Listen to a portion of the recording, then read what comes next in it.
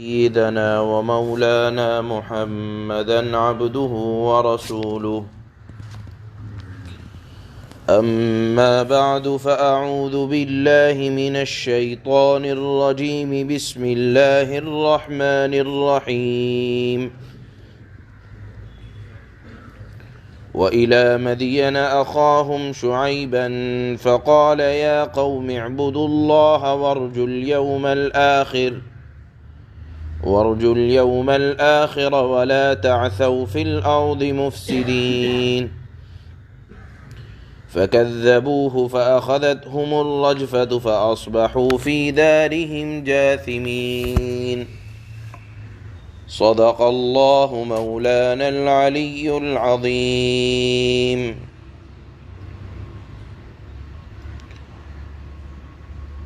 گزشتہ آیات میں اللہ نے تین انبیاء اکرام علیہم السلام کے حالات بیان فرمائے. اس میں سے پہلا واقعہ حضرت نوح علیہ السلام اور آپ نے اپنی قوم کو جو دعوت دی اس کا ذکر ہوا. حضرت ابراہیم علیہ السلام کا ذکر ہوا. حضرت لوط علیہ السلام کا ذکر ہوا. اب چوتھا قصہ اللہ رب العزت والجلال بیان فرماتے ہیں حضرت شعیب علیہ السلام کا. میں نے بتایا تھا کہ یہ حالات اللہ اس وجہ سے بیان کر رہے ہیں اہل ایمان اور اہل اسلام کے سامنے کہ یہ سورت کے نازل ہونے کا وقت یہ مکے کا ابتدائی زمانہ ہے کہ جس میں حالات اہل اسلام پر بہت زیادہ سخت تھے. اتنے سخت تھے کہ جو کوئی اسلام لاتا گھر سے بے گھر کر دیا جاتا. آپ صلی اللہ علیہ وسلم کے پاس آتے وہاں کھانے کے لیے کچھ نہ ملتا. اگر کسی کی تجارت ہوتی تو تجارت میں نقصان ہو جاتا. اللہ رب العزت والجلال کی طرف سے آزمائشیں بھی آتی. چنانچہ بعض مسلمانوں کے دلوں میں یا کبھی کبھی کفار طعنہ دیا کرتے تھے کہ دیکھو تم مؤمن ہوئے تو حالات آئے، پریشانیاں آئیں، مصائب آئے. تو اللہ گزشتہ نبیوں کے حالات، ان کے واقعات، ان کی دعوت اہل اسلام کے سامنے بیان فرما رہے ہیں تاکہ دل چھوٹا نہ ہو اور دیکھیں کہ جو لوگ انبیاء کی بات کو مانا کرتے ہیں تو حالات تو حضرت ابراہیم پر بھی آئے، حالات تو حضرت نوح پر بھی آئے، حالات تو حضرت لوط پر بھی آئے. لیکن جن لوگوں نے ثابت قدمی عطا ہوئی جن کو اللہ کی طرف سے تو وہ کشتی نوح پر سوار ہوئے.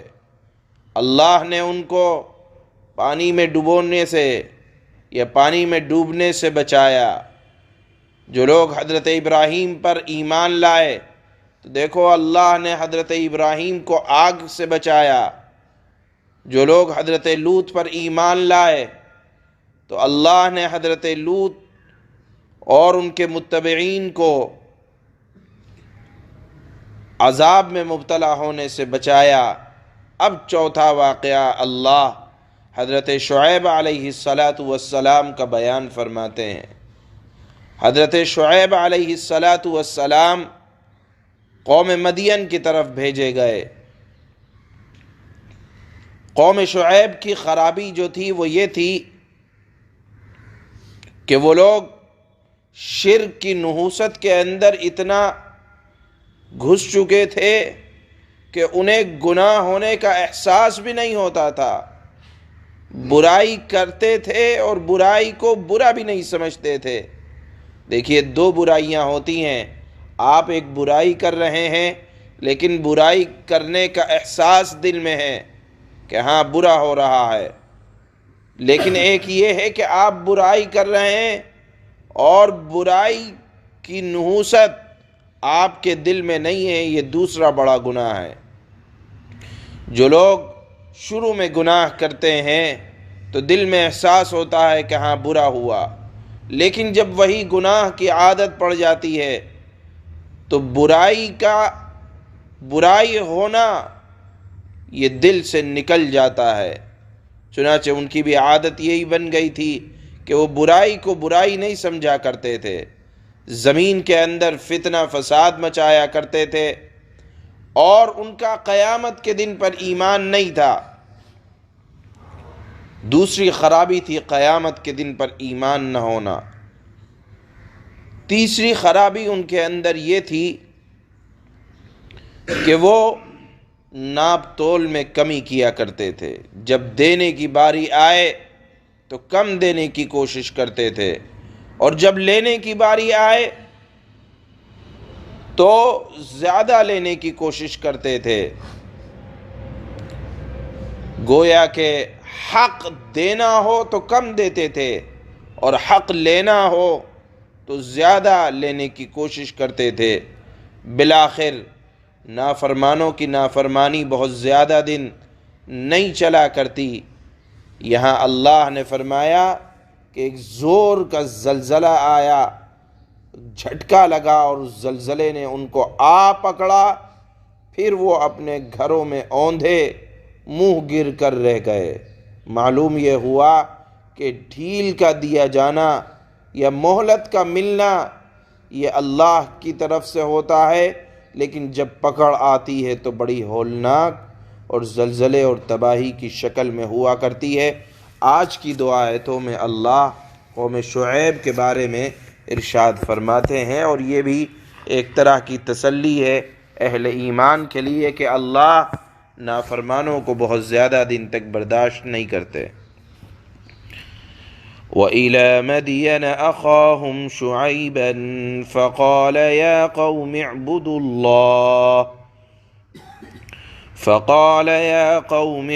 اللَّهَ وَارْجُوا الْيَوْمَ الْآخِرَ وَلَا تَعْثَوْا فِي الْأَرْضِ مُفْسِدِينَ۔ اور ہم نے مدین کی طرف ان کے بھائی یعنی حضرت لوط کے بھائی شعیب کو بھیجا، یہ انبیاء کے بھائی شعیب کو بھیجا۔ چنانچہ انہوں نے کہا، میری قوم کے لوگوں، اللہ کی عبادت کرو اور آخرت والے دن کی امید رکھو، اور زمین میں فساد مت پھیلاتے پھرو۔ فَكَذَّبُوهُ فَأَخَذَتْهُمُ